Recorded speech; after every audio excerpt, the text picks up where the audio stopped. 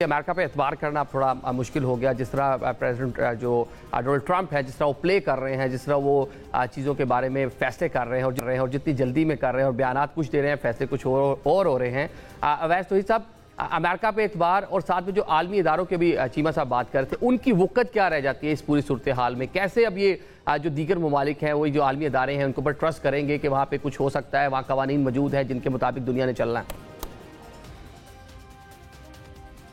नहीं, देखिए, जो डॉक्टर कमर बात कर रहे हैं बिल्कुल सही बात कर रहे हैं। ये 9/11 के बाद से हमने देखा है शुरू हुआ है।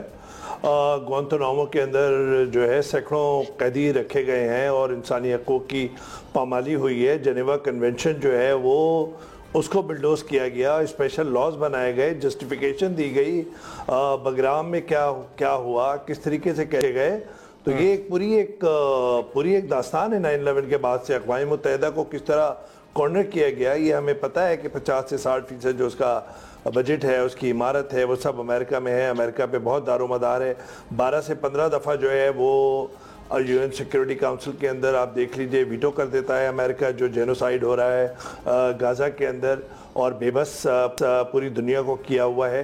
इसी तरीके से आप देख लें कि जो इंटरनेशनल कोर्ट ऑफ जस्टिस है, वहाँ से अगर इजराइल को, नेतन्याहू को मुजरिम माना जाता है, मुल्जिम माना जाता है, तो उस पर इंकारी होते हैं। फिर खुद जो हंगरी के जो डिक्टेटर स्टाइल जो उनकी हुकूमत है, विक्टर ओबन, वो उनको कहते हैं कि हम आपको वेलकम करते हैं और हम मेंबरशिप भी ख़त्म करते हैं उस कोर्ट की जिसने आपको मुजरिम ठहरा रहे हैं या मुजरिम ठहरा रहे हैं।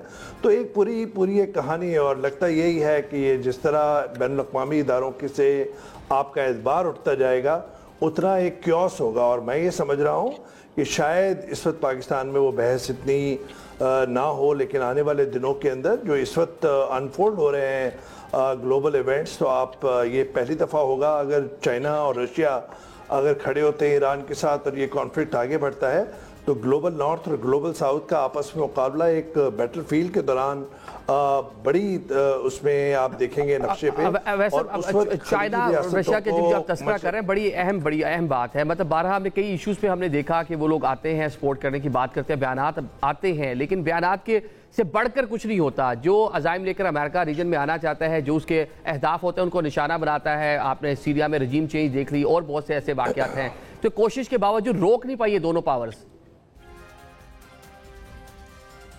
नहीं, देखिए, मिलिटरीली जो है बहुत ज़्यादा कुछ चेंजेस किए हैं, बहुत तारीख़ी डिसीजंस हुए हैं। आप देखिए कि ख़ुद ईरान और सऊदी अरब के जो डिप्लोमेटिक टाइज हैं वो रिस्टोर किसने कराए हैं?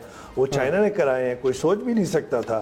ख़ुद अफ्रीका से, नाइजर से किस तरीके से फ्रांस को निकाला गया है, किस तरीके से डी-डॉलराइजेशन हो रही है, किस तरह slowly and gradually power of balance shifting from the global north. मैं ये समझता हूँ कि आने वाले दिनों के अंदर खुद एक ग्लोबल साउथ का जो फोरम है, ब्रिक्स है, ग्लोबल साउथ, चाइना, पाकिस्तान, फिर ये सारे ममालिक जो हैं, अफ्रीकन कंट्री, साउथ अफ्रीका, इन सबको ये जो एक फोरम बना है, एक ग्लोबल साउथ, जिसे प्यूटन कहते हैं कि ये मेजॉरिटी वर्ल्ड है, जिसके अंदर आधी से ज़्यादा आबादी जो है वो दुनिया की रहती है और उसको वो रिप्रेजेंट करते हैं। टर्की के तैयब अर्दोगान साहब हैं।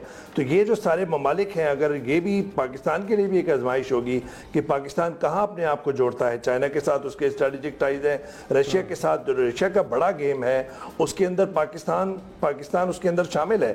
इसी वजह से इंडिया बौखलाया हुआ है कि इस इंडिया पाकिस्तान के कॉन्फ्लिक्ट से जो पाकिस्तान का जो प्रोफाइल है उसकी अपग्रेडिंग हो गई है और वो ग्लोबल जो उसमें उसकी मिलिट्री जो एक मिथ थी इंडिया की, उसको भी पामाल किया है। किस तरीके से पाकिस्तान जो एक रिन्यूड इंटरेस्ट है अमेरिका का साउथ एशिया के अंदर, जो हमें लग रहा था कि 2021 में जो विड्रॉल ऑफ यूएस ट्रुप्स के बाद एक लग रहा था कि डिमिनिश होता जा रहा है, वो भी हमें रिन्यूड इंटरेस्ट लग रहा है, चाहे वो यूएस चाइना को काउंटर करने के लिए है। कि क्योंकि आप देखें कि अभी क्या हुआ है कि बहुत कुछ अदल हुआ है। बीजिंग के अंदर ट्राइलेटरल मीटिंग हुई है इनफॉर्मल, जिसके अंदर चाइना और पाकिस्तान ने एग्री किया है कि अफगानिस्तान तक सीपैक जो है वो एक्सपेंड किया जाएगा, जिसका मतलब है कि ईरान, मिडल ईस्ट और फिर सेंट्रल एशिया तक उसको बढ़ाया जाएगा। इसी वजह से अमेरिका जो है इस रीजन के अंदर उसका इंटरेस्ट नज़र आ रहा है, और इसी वजह से इंडिया को जो एक सेटबैक हो रहा है वो भी अलग बात है। लेकिन इस वक्त ये जो मौजू हमारा ये है कि अमेरिका ने जो अटैक किया है या इजराइल ने जो अटैक किया है ईरान पे, उसके मिज़मरात क्या होंगे। उसके मिज़मरात बहुत ज़्यादा गंभीर हैं, और न सिर्फ मशरिक़ वस्ता के अंदर बल्कि गल्फ़ रीजन के लिए और ख़ुद साउथ एशिया रीजन के लिए, पूरी दुनिया के लिए। जिस तरह अभी हमारे रिस्पेक्टेड पैनलिस्ट कह रहे थे वक़ार साहब कि वो अपनाए हॉर्मुज़ जो है, स्ट्रेट ऑफ हॉर्मुज़, अगर जो अप्रूव कर दिया है पार्लियामेंट ने, अगर उसको क्लोज करते हैं, चोक करते हैं, जो एक मुश्किल काम है, तो फिर तो ये सारी गल्फ़ कंट्रीज़, ये भी जो है इनका भी तिजारत, इनकी भी ट्रेड, और पूरा ग्लोबल का जो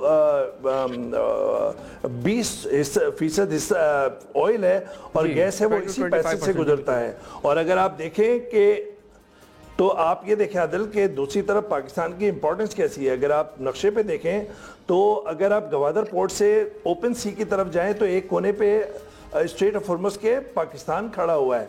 तो पाकिस्तान को इस वक्त जहाँ पे बहुत इम्पोर्टेंस है और बहुत उसका प्रोफाइल बढ़ा हुआ है, उस लेकिन साथ साथ में आजमाइशों का पहाड़ भी खड़ा हुआ है, क्योंकि एक बहुत बड़ा बॉर्डर और एक ब्रदरली जो रिलेशनशिप उसकी हिस्ट्री है ईरान के साथ।